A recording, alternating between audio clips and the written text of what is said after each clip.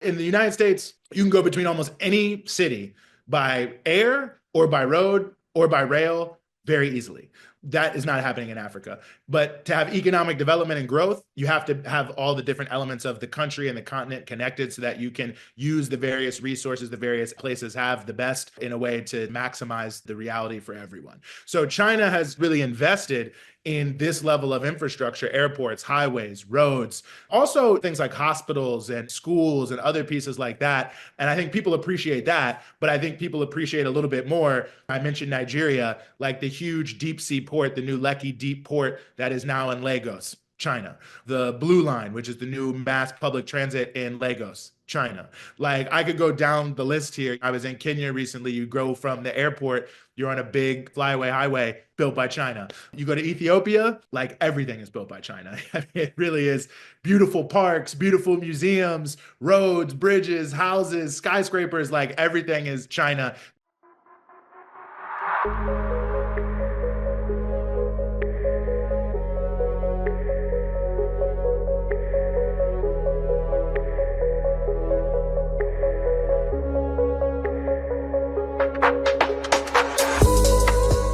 Let's focus in a little bit now on an area that you've done a lot of reporting on too, which is Sudan. Sudan is currently facing a devastating humanitarian crisis as a raging civil war has left hundreds of thousands displaced, facing hunger and poverty. Can you explain how Western imperialist forces have shaped what is currently happening in Sudan? Yeah, thank you so much for asking this. It's such a terrible conflict happening in Sudan, and I feel people know about it, but it's still not getting the coverage that it deserves. I mean, millions of people displaced, facing famine, hunger, and we don't even know really how many people have been killed. And like the numbers are so low, it's like not even logical. So the death toll is going to be, when it finally ends, I think catastrophic. So, it's an interesting thing about Sudan because to put Sudan in the correct context, we really have to go back and start in 2019 when the Bashir government was overthrown in Sudan. And, Sudan is a huge country, as people know. It was the largest country by land area for many years. I think it kind of actually remained that even after South Sudan separated in 2010. So it's a huge country, spans many different ethnic groups, different things like that. So you have this uprising that takes place in 2019 against the government. And there's many things you could say about the Bashir government. Certainly they were very much in favor of Palestine, but ultimately they were continuing a situation where Sudan was very divided, both sort of geographically and on a class-based basis as it concerns the great wealth of Sudan. And Sudan is a very wealthy country. People don't really know that about Sudan, but huge amount of gold there. Gum Arabic, which not a lot of people know about, but it's an important factor in a lot of foods, also comes from there. One of the major cattle producers is also coming from there. Big cotton production there in Sudan. So Sudan, a lot of money can be made in Sudan. There's no doubt about that. It's also geostrategically important. The Nile River passes through there, obviously. It's got one of the longer Red Sea borders, and we know the Red Sea is so crucial because of the Suez Canal. I forget the exact number, but a significant amount of global trade is flowing through there. So Sudan has a key geostrategic reality to it, which means that Sudan is very much in the center of geopolitics, even though it's rarely talked about in that way. But in Africa, it's one of the countries that historically, what happens in Sudan, a lot of things around the continent turn on Sudan. So in 2019, you had a situation where you had a combination of factors. Sudan historically, the sort of ruling elites tend to come from what are known in many places the riverine elite, people who live in areas around the Nile River. So you have an issue where the wealth in Sudan is heavily concentrated in Khartoum and other places that are more in the sort of direct Nile River. So you have in the eastern part of Sudan, the southern part of Sudan, the western part of Sudan, Darfur, which people know about, that kind of like geospatial inequality. Like the provinces that are further out tend to have their own elites or whatever, but they tend to have less access to money, less access to resources, despite a lot of resources and money being generated in those regions. So you've always had a lot of people who have felt the country needs to be significantly more equal from that perspective. And then you just have the difference between rich and poor that you have in the vast majority of countries on earth, that a huge amount of resources are being generated, but they're being controlled by a tiny elite. And then you have on top of that the fact that the political scene there was heavily constrained and there was not a lot of democratic space. So you had a combination of factors where Sudan, also a country that the vast majority of people are very young, you had this huge mass movement of people whose anger based on their own lack of resources, opportunity, and ability to really speak out on those things all came together at once in this huge movement of millions of people overthrows the government of Omar al-Bashir, the National Congress Party. They set up these things called revolutionary committee, these committees that they set up all over the country and all these different places that are run by young people. They're neighborhood-based committees, the RCs, and they're starting to push this new grassroots reality. They're putting together all of these various different plans, and their plans are notable, for ending the IMF and the World Bank regimes. They want to change that. They want to have a better distribution of wealth. They want to make sure that healthcare and education is already free in Sudan, but that those things are secured and well resourced and that they remain free. That basically like that the country would become significantly more equal economically. Then they also wanted to have more, sort of small democratic rights, and to have the ability for political parties to be more formed, for the media to be a little bit more open, different pieces like that. So, it looked like really a new wind, a new day coming into Sudan with the masses of people from many different political backgrounds agreeing at the very least we need to change our government to make it more equal in terms of the socioeconomic factors and to make it more sort of small d democratic in terms of how the different political forces interact with each other. And so ultimately, what happens is this then becomes very scary to the West and to the Gulf states, because their thought is like, whoa, wait a second here. A lot of interests are at stake. One, a democratic Sudan is guaranteed to continue to be very much in favor of Palestine. Like in Sudan, basically everyone is for Palestine. And, I remember talking to somebody in Khartoum, or Omdurman, excuse me, which is right next to Khartoum, the capital, in the middle of the fighting in Omdurman. And they were actually congratulating me and for Breakthrough News doing so much for Palestine. And I'm thinking like, what? This is wild. And I was like, man, like of everything going on, I appreciate you raising that and sending me this message. And they were like, look, Sudan, Palestine, same struggle, same fight. Like we're in it. And if you, the one sort of unifying factor that you can see across many of the different factions that are warring with each other is that everyone is basically supporting Palestine. So there's a huge reservoir of support. Obviously, the 1967 Arab League meeting, Khartoum meeting 3 No's, was one of the most notable meetings there on the history of the Arab League in opposition to the Israeli apartheid project. So ultimately, a democratic Sudan actually might create a more durable, more deeply rooted pro-Palestinian reality in sort of the politics of the country. And the West has always tried to prevent that. They've bombed Sudan many times. They've sanctioned Sudan, all these other things. So that's a big challenge. The Gulf states were very concerned because the Bashir government, while having some positive positions on Palestine, was just selling the land off to these big money people in the Arab world who were taking over all the agricultural land in order to export the agricultural products and make huge amounts of money to it, and destroying the livelihood of the farmers of Sudan, increasing food insecurity in Sudan, increasing the challenges with climate change with the way that they were doing the various different forms of farming. And then you also have the IMF World Bank, of course, which is in there controlling the economy of Sudan. And you've got these people who now want to like kick them out of the broader reality in Sudan. So there's a lot of problems for powerful people. So what they did is they decided to try to short circuit this uprising. And to short circuit the uprising, what they did is they created this civilian government. They basically got a section of the military to get rid of Bashir and say, we'll send him to the ICC. And, you hate him, the West, you hate him. So we'll let you take him and do what you want to do there. And then we will partner as the military, the section of the military that was willing, because the really National Congress Party, heavy based on the military, we will partner with like the most pro-Western elements of the democratic movement, this uprising that happened in 2019, and create kind of like a fake democratic government. And that's exactly what they did.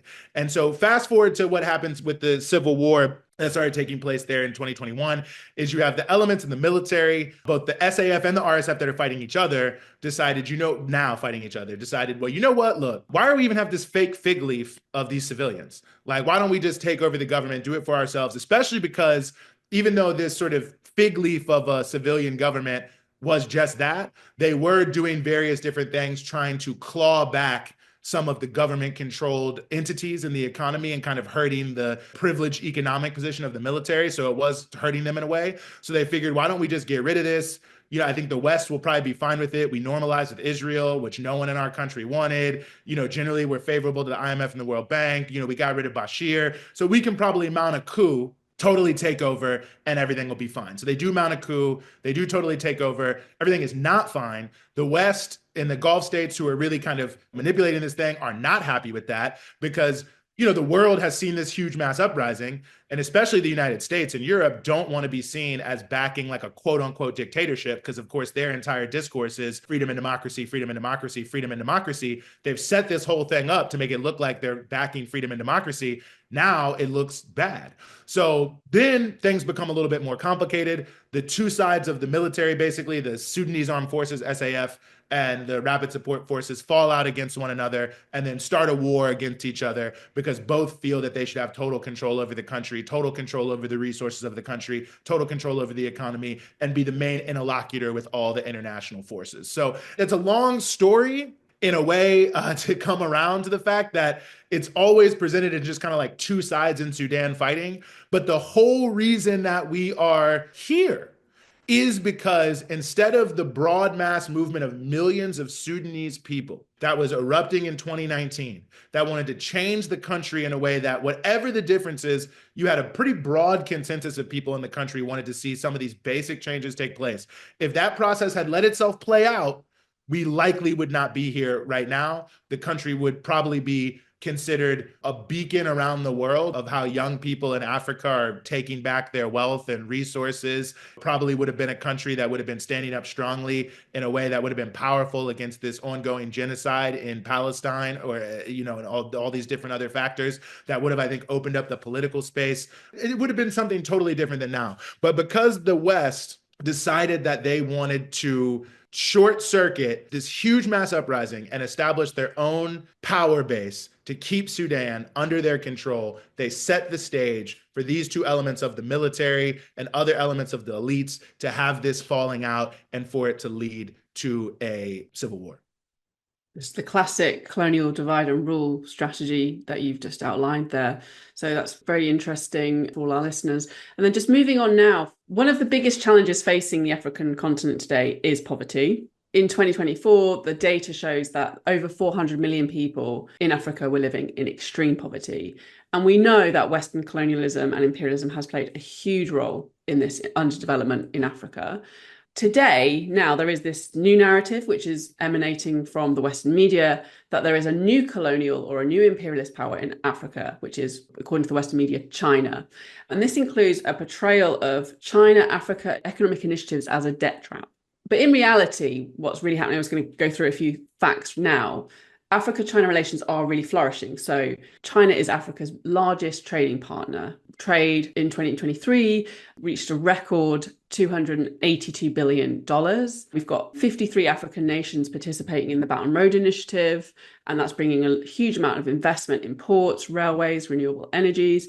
And in terms of talking about debt, in 2022, China actually forgave 23 interest-free loans for 17 African countries after already cancelling $3.4 billion worth of debt and restructuring $15 billion worth of debt from 2000 to 2019. And in 2024, the summit of the Forum on China-Africa Cooperation in Beijing, Xi Jinping announced 33 countries in Africa would be given zero tariff treatment for 100% tariff lines. So I was wondering, Eugene, if you could explain how China's approach to Africa differs from the colonial and imperial methods of the Western powers, and what, if any, changes is this leading to, and how does this relate to the critical issue of tackling poverty on the continent? No, I appreciate the question. And really, to correct myself just really quickly, I mentioned Sudan Revolutionary Committees, resistance committees, got that confused. So just to get that right for people who are looking to study more. But yeah, China's approach, it's funny you say that. I mean, not funny you say that, but the issue of new colonialism, because no one in China really thinks that. I mean, there are African voices that, or no one in Africa really thinks that about China, I should say. There are African voices that have been uplifted that criticize China in a big way, but you can look all across the continent and you can see that the approval rating of China is high in many countries. I think in Nigeria, it's like 81%. So all across the African continent, there is a lot of support for closer relationships with China. And I think that is because some of the key differences. I mean, one, to just address the debt issue first, which I think is critical. Only 12% of Africa's external debt is owed to China, either private or public. 3 times as much is owed to just private lenders from the West. But, one of the things that has happened over the years in Africa, because there was so much criticism against the IMF and the World Bank, in the 80s and the 90s and the early 2000s, is the IMF and the World Bank have sort of allowed private lenders to move a little bit more to the forefront in terms of Africa's debt. So 3 times as much debt is owed to Western private lenders, hedge funds, oil traders, banks, than it is to China, which again only accounts for 12%. So that whole piece is in and of itself just not factually held up whatsoever. And I think that speaks to how misunderstood China's role is in Africa. I think the other reason why you can see the difference, or the other difference you can see in terms of the debt itself, right? Like, what is China lending Africa money for? The main thing is infrastructure. And one of the biggest challenges for Africa is infrastructure. And we don't really think that much about the relationship between infrastructure and poverty in the so-called first world, I think, because we already have a lot of infrastructure. But you have to imagine, when you think about Africa, there's not roads, highways, railways. So like the easy way, I don't know how easy it is. I don't really know that much about the UK, but y'all are in the UK, I'm in the US. But I assume like if you want to put something in a truck in London and take it to Glasgow to sell it is like not that difficult. But to go between 2 cities in the same country, in many African countries, there often are no roads, or like such a terrible road, it's prohibitively expensive. There's no railroads, there's no airports. Like in the United States, you can go between almost any city by air or by road or by rail very easily. That is not happening in Africa. But to have economic development and growth, you have to have all the different elements of the country and the continent connected so that you can use the various resources the various places have the best in a way to maximize the reality for everyone. So China has really invested in this level of infrastructure, airports, highways, roads, also things like hospitals and schools and other pieces like that. And I think people appreciate that, but I think people appreciate a little bit more. I mentioned Nigeria, like the huge deep sea port, the new Lekki deep port that is now in Lagos, China. The Blue Line, which is the new mass public transit in Lagos, China. Like I could go down the list here. I was in Kenya recently. You go from the airport, you're on a big flyaway highway built by China. You go to Ethiopia, like everything is built by China. I mean, it really is. Beautiful parks, beautiful museums, roads, bridges, houses, skyscrapers, like everything is China. There's a giant, if you go outside Addis Ababa, a huge IT park. Everything in Ethiopia is huge in that way. It's this huge IT park that is, I think, the headquarters now of Alibaba in Africa. And it's out there. And I talked to a young guy, Ethiopian guy on the street. And I said, how do you feel about China? And he was like, man, this is the future. Like, this is it. I was also in Eritrea next door to Ethiopia. And I asked someone, how do you feel about China and the relationship? And they said, this is the only chance we have to industrialize, to develop, to, use our resources. Because people can see that China is approaching Africa from what the Chinese call a win-win perspective. It's not like the Mao era where China's interactions with Africa, which go back all the way to the 1950s, were motivated really by revolutionary solidarity more than anything else. And that was the sort of basis of China-Africa relations. I think now the basis is more nationalistic, quote unquote, from China's perspective. It's about China's own economic rise. But I think they recognize that if they want to have close relations economically with Africa, the Africans actually are not going to put up with the new colonial or neocolonial relationship. So China has approached Africa in a very different way and essentially approached them from like, what are the things that you feel you need so that we can have a relationship where you feel what you're getting from us is concomitant to what we're getting from you in terms of minerals and resources and things for our industrial economy. So originally that was heavily based in infrastructure and pieces like that. Now it's starting to become more based on trade. And that's sort of a shift you're starting to see in the China-Africa relations. Like before, it was mainly China creating infrastructure for African countries in exchange for greater access to Africa's mineral wealth. Now you're starting to see a shift towards African countries producing, especially agricultural goods, for the Chinese market. So being able to use the previously created infrastructure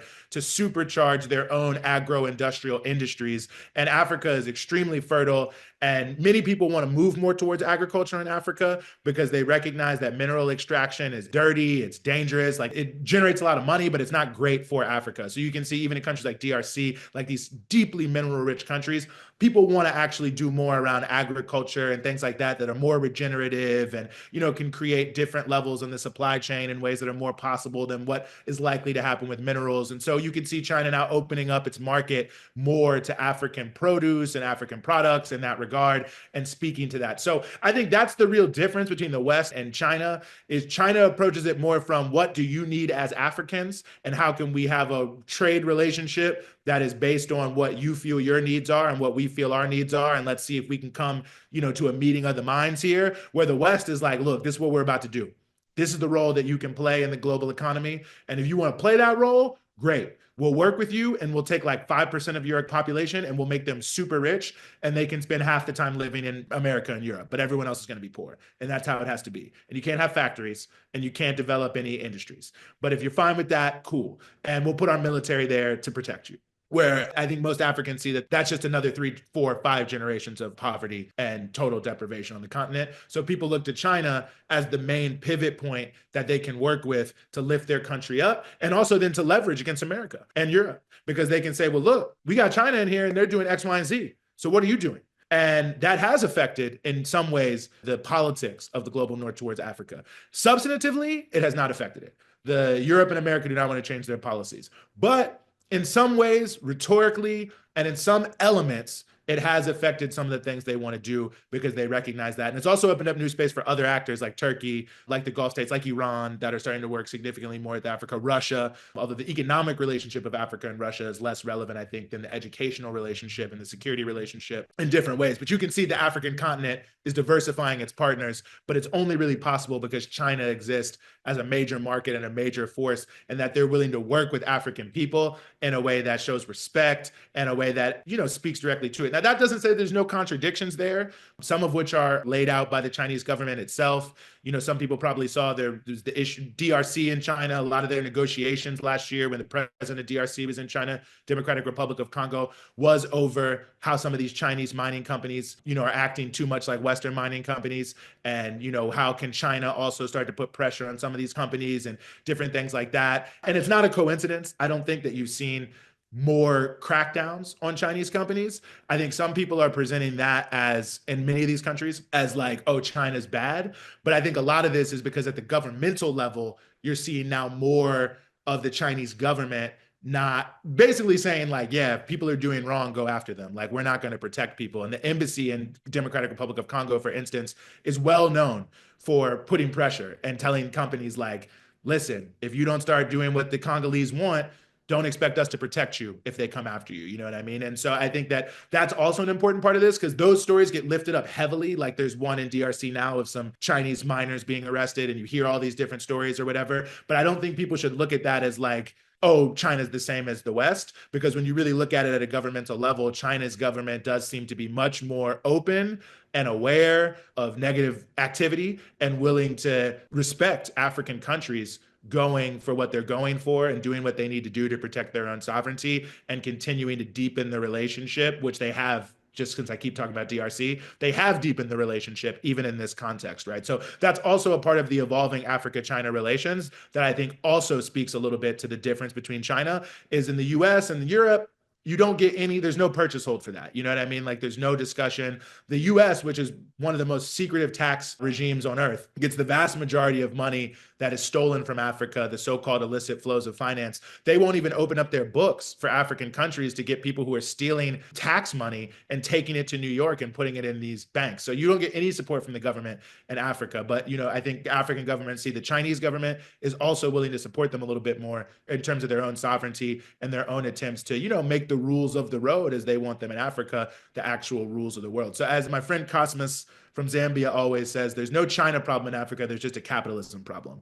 And anywhere where you see negative things happening related to Chinese companies, it almost certainly is where the governments tend to be the most neocolonial, the weakest, and care the least about their people. In the places where people care a lot about their people, I've been to Eritrea, which has very strict rules about how foreign countries work there. A lot of Chinese companies there. They follow all the rules because the government is like, this is the only way and we enforce the rules. In other countries, the government doesn't care. So they let anyone do what they want to do. So, it's like, in a way, the impact of capitalism is so big in terms of the relationship between China and Africa, because there's so many bad actors on the African side in these governments that don't care about their own people and that encourage people from any country, China, Europe, Turkey, they encourage them to sort of do business in the worst possible way because it's the best for them.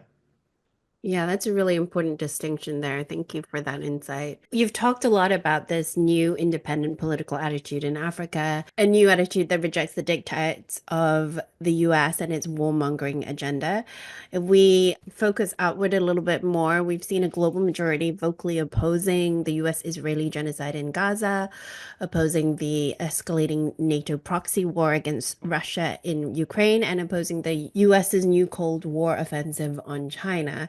To what extent is this an ideological challenge to the US empire, which, of course, as we know, is shaping all three of these conflicts, a fact that is often overlooked even amongst the most progressive forces? In your opinion, do you think we're witnessing a real challenge to the divide and conquer strategy to the US? I hope the answer is yes, but how much hope do we invest in these developments? Yeah, well, I think the answer is yes. And I think we should invest a lot of hope, but we should look at this as a multi-step process. Like the decline of unipolar US rule has just happened. I think there's no way we can deny that. Obviously, though, US imperialism is extraordinarily powerful and still in the driver's seat. Like we can see what happened with Palestine. Like the whole world essentially was against this, just massively. I mean, it brought people who never even thought about Palestine before, into the forefront, into the streets, in many different ways.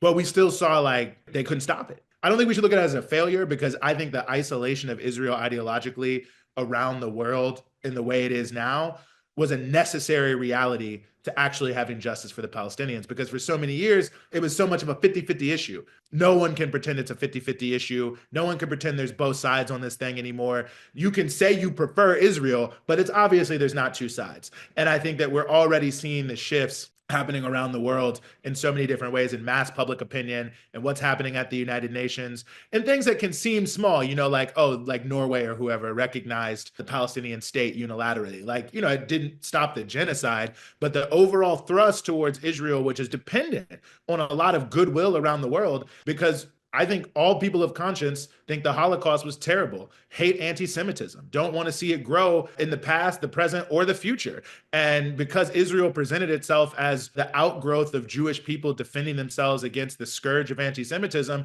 it gave it a certain amount of sympathy. And people felt like, yeah, they're not doing everything right, but we got to have Israel. We got to have them there. We understand what has happened to the Jews over the years, over thousands of years. We get it. We understand. Now people start to see like, this is not about Judaism. This is about Zionism. The two things are not the same. This is totally illegitimate. So I think it was important. But nonetheless, the fact that the only people really standing up were essentially non-state actors, like whether we're talking about the mass movements around the world or the Houthis, Hezbollah. I mean, I guess the Houthis, Yemen is a state, but, it is obviously in a complicated situation. Hezbollah, the Iraqi forces, like basically people who are not countries. And even the countries who are mainly outspoken, but, not taking strong action, including many of the most outspoken countries. And I don't think that's necessarily because all the countries don't care, but because I think people kind of recognize like you can't really do that much to Israel because the US and Europe is behind them 100%. And so the unipolar era is declining. The era of unipolar hegemony is definitely declining, but it's still generally driving the direction of global affairs. But that being said, I do think the divide and conquer strategies of imperialism are becoming less effective. I mean, one is just because the basic reality of what is taking place on Earth is that there's a multiplicity of states. Like, what does it mean to have the decline of unipolar hegemony? I think that's an important question, right? Like, it means multipolarity, which has its own contradictions. Like, it can mean the growth of progressive movements and states like what we've seen with the left-wing bloc in Latin America and its ebbs and flows, but certainly, the Venezuelas, the Cubas, the Nicaraguas, Bolivia, and hopefully Bolivia holds on, what we're seeing in Colombia, what we're seeing in Mexico, all these different pieces, right? Like we're seeing that. But it can also be as simple as essentially reactionary states, but whose own ruling classes feel like they don't want to be totally subordinate to the US, really the US, but the US and Europe anymore. Like they feel like they should be able to play a bigger role Like, you know how it is. Before it used to be you could have like a giant mansion in Mayfair. You could send your kids to Cambridge or Harvard or MIT or whatever. You could be feted. You could have, your think tank. But like at the end of the day, I don't know if you guys ever saw that movie Syriana with Matt Damon, but there's that scene, where he's out in the desert and the guy's like, what do you really think about us Americans? Like, it's like a sheik and Matt Damon, I think is an oil company guy. And he's like, what we really think is that 100 years ago, you were living in tents in the desert, and that 100 years, you're going to be living there again. And like, that is what they think, the elites in the West. These people are racist. Like, no matter what they say, no matter how they build this thing, the Saudis, the Qataris, whatever, they view them as useful to a broader project that they're putting out. And so if they want to get rich and spend their money in the West, great. But ultimately, they still feel you must be subordinate to the West. So even in some of these states that are not like anti-West, that are not progressive, that sometimes are just outright reactionary, you have elites in many of these countries that are like, but you know what? We would actually like to move up the value chain a little bit. Like, we actually don't want to just be underneath you. We do feel like we are your equals as people, and you got to make way for us. In this context, the BJP in India is 100% reactionary fascistic regime. But if you can see how they act, they obviously don't feel inferior to the West. They feel, if not equal, superior. And so they want their role to be a bigger role than the role the West wants India to play. You know what I mean? And so you can see that from both poles, from the actual progressive to the reactionary, you now have all these different countries that want to get in the game and want to move up, either to improve the lot of their own people or to improve the lot of their own elites. And it's driving closer relations between different countries. The growth of BRICS, you look at blocks like ASEAN, you look at what's happening in different parts of the world in a similar reality.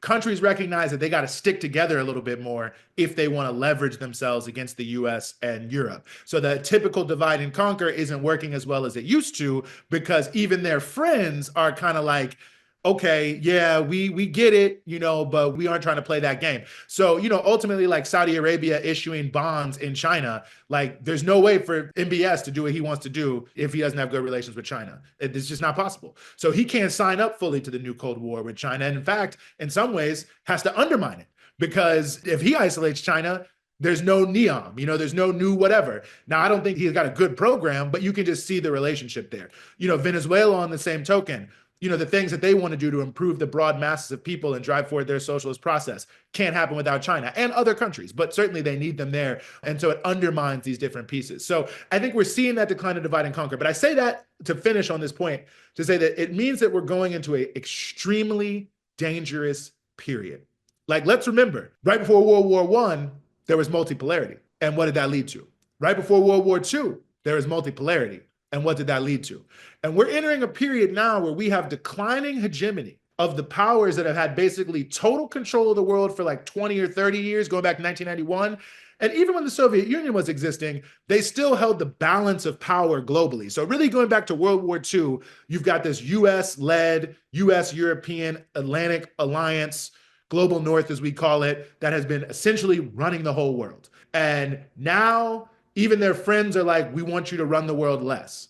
And there's a growing numbers of countries that are like, we don't want you to run the world at all. We want to have some level of equality in the world where all the countries have input into how the world is run, because the economy is totally globalized now. So we all need to have input. And we also need to address challenges like poverty and inequality and immigration, all these things, climate change. And y'all aren't going to do that. So you don't have the right to just tell everyone else what to do. This rules-based international order where the US makes the rules and everyone else follows, that has to end. And as we talked about earlier, they're not just going to give up. No people with wealth, power, and privilege ever just give up. And that means that they're driving a war agenda in a massive way. We see it hugely with China. We're seeing the impact of it in Europe majorly because of the war in Ukraine. Every single major European country is now talking about increasing the amount of money they spend on the military, increasing all their advanced weapon systems. You've got the UK and the United States who are now going through this multi-trillion-dollar process to renew their entire nuclear weapons infrastructure, more nuclear weapons than you could ever use in a war. The world would be destroyed, but by the time you got to the end of that. You've got the ending of all of the relationships between Russia and the West in terms of arms control agreements that's moving out of control. You've got the growth of conflicts on the regional level that now people are saying, well, if the US is going to do whatever they're going to do, we're going to do whatever we want to do. There's no rules. We're going to do it all. So we're entering a period where I think the possibility of war is massively increasing. The possibility of nuclear war is very close. is very close. Like, I don't think people are really thinking about this, but the doomsday clock, which is all the experts on nuclear war, is the closest to midnight, which is nuclear war, that it's ever been in the history of them doing this. And many people are saying this is the biggest fear they have. I mean, I'm talking high level people, former US Secretary of Defense type people saying, yeah, we're really on the brink in Northeast Asia and what's happening between NATO and Russia, the confrontation with China. And I think that is because there is a desire to do this. So I'll just end on that and say that's why shows like this are so important, because if we don't build a global majority for peace, I think the rise of multipolarity is actually going to lead to a devastating war that could destroy the planet. Like, I really do believe that. And it really comes down to the global north more than anywhere else, because that's what's driving it. And in Europe and in the United States, can we build mass movements that check our governments from doing what they want to do and say, why does the UK have Trident? Why is the United States spending $1 trillion on nuclear weapons? Why are we funneling money into proxy wars all around the globe and confronting countries in ways that are ridiculous? Why are we trying to fight China as opposed to cooperate with China when China is not trying to hurt us? I mean, China is not trying to go to war with anybody. There's no objective person can say China is trying to go to war. China's doing everything possible to not go to war. Honestly, if China wanted to go to war, China would be like sending tanks and missiles to Palestine. They would be doing way more. They're trying to hold themselves out as people who are for peace and diplomacy above all else, right? So like, why are we trying to go to war with them and spending trillions of dollars? So I think we're entering a period where unipolar hegemony is declining. More countries in the global south are looking to unite and not be divided for their own diverse reasons, but in a way that is also checking imperialism and neocolonialism. But the rise of this multipolarity could be very dangerous if it isn't also accompanied by a worldwide movement that we already have it in most of the other countries. People don't want to have huge world wars. So really, by the global north, working classes and oppressed people coming together to impose upon our governments or establishing new governments that we actually run and saying that, yeah, we're not going to have these new Cold Wars. We're not going to have any new hot wars, or we could really be in trouble. So I think it's hopeful, because you had to have the decline of unipolar hegemony to have a different type of world. So the processes that we see happening now are the first step to having a new, more just, more equal world that everyone can prosper in, that I think a lot of us want to see. But it does require serious political movements to frame that correctly, or we could end up in a space where multipolarity leads us to more wars. And we're already kind of seeing that, like the Ukraine proxy war, the genocide in Gaza, the ramp up in China, honestly, a lot of what's happening in Africa with different conflicts, the blockade on Cuba and the attacks on Venezuela, the ramping up of attacks by the United States, at least rhetorically, against Mexico and what that could lead to. All these different sort of factors, we're already kind of seeing it in Western Sahara, where all the European countries have started to back Morocco's ridiculous, so-called plan to try to destroy the Western Sahara people, to militarize that part of Africa and to wage more wars. What's happening in the Philippines right now, where they're trying to turn that into the front line of a nuclear globe and creating all these problems there and trying to gin up the hatred between China and the Philippines. The Koreas, where, Yoon and these other people, now Yoon hopefully will be out, but are really ramping up war. And we saw that Yoon, it looks like, was trying to precipitate a war with North Korea as part of the martial law. I mean, the dangers of that are huge. So anyway, global majority for peace. That's what I'm for. That's why this is a great show. Excellent. Well, I mean, you're really setting out the task really for progressive-minded people across the world, and particularly in the global north, because this is where the warmongering agenda is coming from. And how do we build and strengthen this global majority for peace? And just to finally kind of zoom in on that a little bit, because there's just like an incredibly rich history of solidarity and connections between revolutionary movements in Africa and the Black liberation struggle in the United States. And what I wanted to kind of end the show with is how much of that anti-colonial struggle that we've spoken about today in Africa and beyond, that we've been talking about, how much is that reflected in the discourse in the United States? And are there any signs of a renewed internationalism within the movements in the US today, and specifically in regards to the Black Lives Matter movement in the US, which has unfortunately subsided in recent years? There's been many parts of that movement that have sadly been co-opted by the neoliberal agenda. So do you think there's any potential for revival here and for a new internationalism, which is linked up with this global majority and the anti-imperialist, anti-colonial struggles that are happening across the world?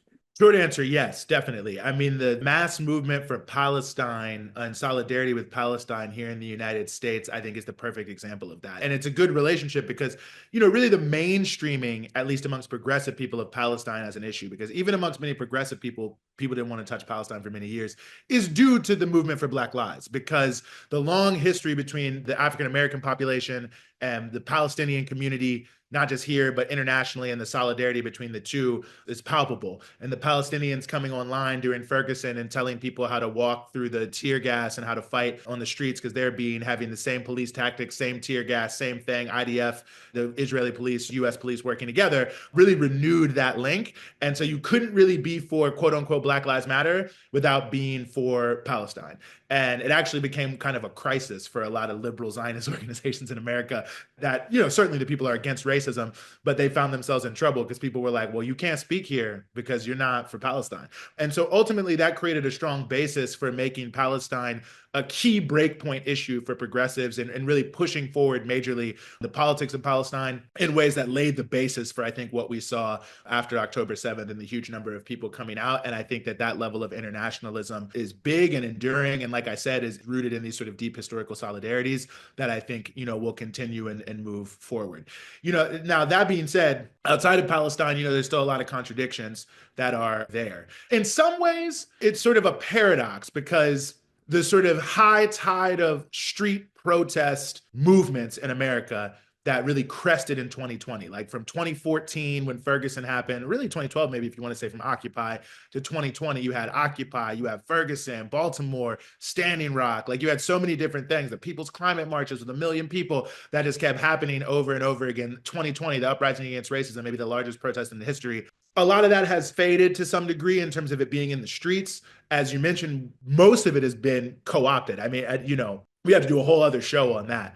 But as they say, the ruling class learns, like in the same way they got rid of the draft and made it an all volunteer military, so-called volunteer, because they recognized the draft was a political liability, the ability to co-opt mass movements through non-governmental organizations funded by billionaire trust fund people who claim to be liberal but are billionaire trust fund people, so we know it's behind them, massively effective, massively effective. It's actually amazing how effective it was at counterinsurgency. So that all happened. But the good part about that is sort of underneath that and the undercurrent is it actually has created this cycle of radical upsurge, a significantly larger of consciously radical people. So like, for instance, the Party for Socialism and Liberation candidates for president this year, Claudia de la Cruz and Karina Garcia, who are open communists, got the highest vote for communist since the 1930s. Number of votes, percentage of the vote, but tied with other areas like the 1930s, in the middle of the 1970s, where there were radical upsurges and a lot of, it's like, where the history of America, people say, yeah, communism. A lot of people were for that then, 30s. 70s, 60s, 70s. Anyway, long story short, so showing that the growth of people with a lot of consciousness making conscious votes for very radical ideologies was there. You had the poll in the New York Times saying 69% of people in the country wanted the US economy to either be massively transformed or totally torn down. And that was getting up into like 80% when we were talking about the African American population that existing in the globe.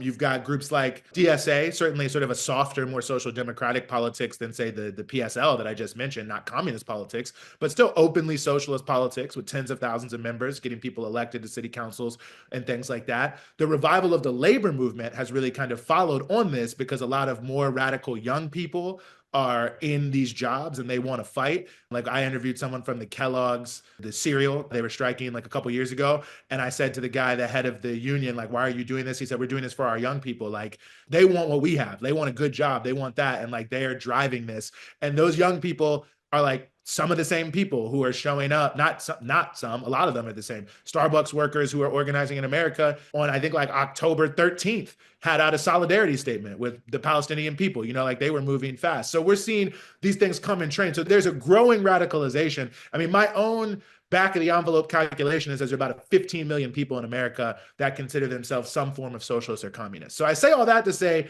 that the kindling, if you will, is definitely there. So now the question is how do you start the fire? And some of that is different struggle, but to go to the point you're really asking about internationalism, this is one of the key points because Palestine I think most progressive people are with it. I mean, even like most people who voted for Kamala Harris, and I'm not saying this is right, and I know a lot of people who are Democrats, they were not in favor of the genocide. And they made their own choices. I wish people would have made different choices, but it wasn't like people were like, we don't care at all about Palestinians.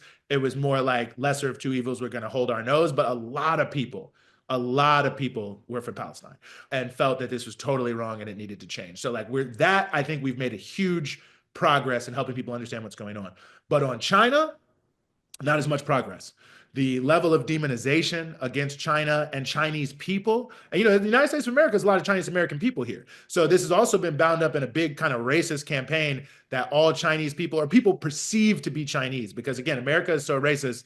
You could be Korean, you could be Filipino, you could be from whatever. Like that, people don't care. Like people are just like Chinese, So all Asians, East Asians, many Southeast Asians, are subject to a lot of racism, a lot of things happening. Are they spies? Are they this? Are they that? That is happening at the same time. And a lot of that has sadly, worked. And you have a lot of the trade union movement is very against China, playing into the worst possible things. Russiagate, which happened after Hillary Clinton lost. The reality is most people in America do really think like China is against us, that there's something evil about China. They're trying to do something to America. Russia, kind of something evil about them. Iran. I think there are a lot of people who don't want to go to war with these countries and are very open to the idea of more collaboration as opposed to confrontation. But even if they sort of say like, yeah, I would love to see us collaborate more with China on climate change, they still might have in their mind, like China, though, is still kind of our competitor. And even a lot of people I talk to who are like, yes, we need to not have a new Cold War, will be like, we need to have a competition. And I'm like, well, why are we having a competition? Like, if we have the same global challenges, why don't we have cooperation? I do think we can break through it. I think Palestine is a good example of that, because there is no Zionist propaganda in America, the level of strength that has had. I'm just 38 over the course of my life. To see where it is now to where it was is unbelievable to me. And to see the number of people who don't believe the Zionist lies anymore is shocking. If you told me 5 years ago this would be the case, I would have been like, put the drink down. Like, that can't happen. So I think on China, on Russia, on Iran, on other countries, it's possible. And I think that we are seeing now that things like the TikTok ban is opening up people's minds. Now, no one foresaw that. I did not foresee this. But, TikTok, people are not only enjoy the app, but a lot of people are making money off TikTok. This is their business. This is everything. So the existential fact of losing TikTok, millions of people were like, something about this confrontation we have with China is not right. And now people are seeing the videos. People are learning Mandarin and they're getting on the little red book. I know people are calling it Red Note, but I heard the actual translation is little red book. And I like that for obvious reasons. And, having these exchanges with people and all these different pieces. So, that was like unexpected, but it's taken a larger subset of the population that probably wasn't even thinking a lot about China or international affairs, and now put them in the camp of being much more critical, questioning the consensus. And I think if we can walk people through this, it's not about, you don't have to say I agree with everything of the Chinese Communist Party or the Iranian leadership or Russia. You can say you disagree with almost 99% of what they're saying, but the real question is it helping us or is it hurting us as average everyday working people to like go to war, to sanction, to blockade these people? Or does it make more sense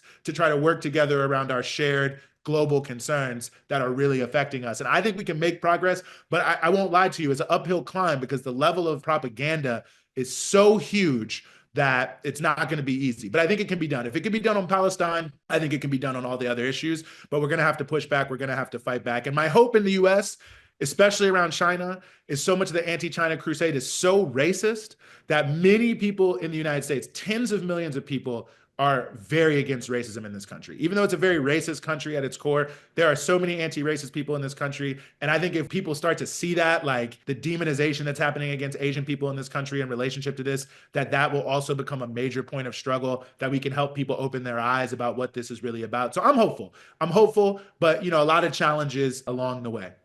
Yeah, I have to admit that the exposure to Little Red Book has actually been very heartwarming.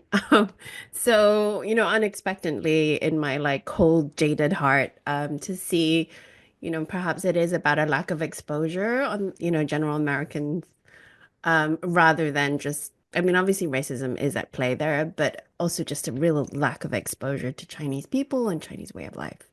Yeah, 100%. So. 100%. I know you were about to end, but I think that's a crucial factor. I just want to say that again because you opened this show by asking people to subscribe and hit the bell. And I hope people do that, but I also hope that they like share this with people who they know and put it in your group chats, put it in your family chats, put it on your social media. Because at the end of the day, I can't speak as much of the UK experience, but in the US, now because of the internet, it's like drinking from a fire hose. Like it used to be that you just had no access to information. Now people have so much access to information, they don't know what's true. So that means that they tune it out. And a lot of times that means that then the same broad narratives from the New York Times, the CNNs, are the ones that still drive the conversation, despite people's trust in mainstream media having dropped in. But people who you know, your friends, your family, their coworkers, they trust you. So I think we can actually have an outsized impact in this reality, because in this sort of drinking from a fire hose point, people are like, well, where can I go for something that's reliable? But if they say, oh, my friend, the person sitting at the desk next to me, like my family member is sending me this, I can lock in. And I think we can grow alternative media in serious, significant ways, but we have to be our own promoters. We don't have the billions of dollars to take out ads. But if everyone shares this show, if you liked it, if you share it with 5 people, you could have a huge impact if they share it with even one person, or even if they don't even share it, but just talk about it with even one person. We can start to be like throwing a rock in a pond in a way that I think is, there's double-edged swords to everything, and the internet and social media is one, but I think we have a lot of opportunities to break through these narratives if we push for it.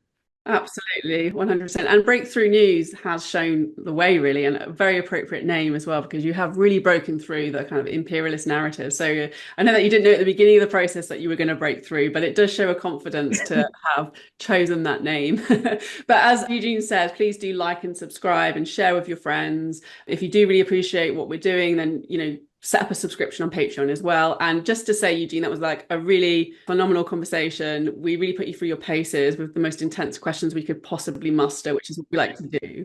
But, you handled it really well and kind of really took us through, a lot of history and like big developments that are happening in the world that are just not actually there in that mainstream discourse, but really helping us get to the truth of some really huge issues, actually. So I don't know, Ileana, if you want to have any final say. Your depth of knowledge is like mind-blowing to me. I learned a lot, and I have a lot to absorb, and I'm sure our audience does too. So thank you so much for coming on, and thank you everyone for watching. Thanks so much for having me.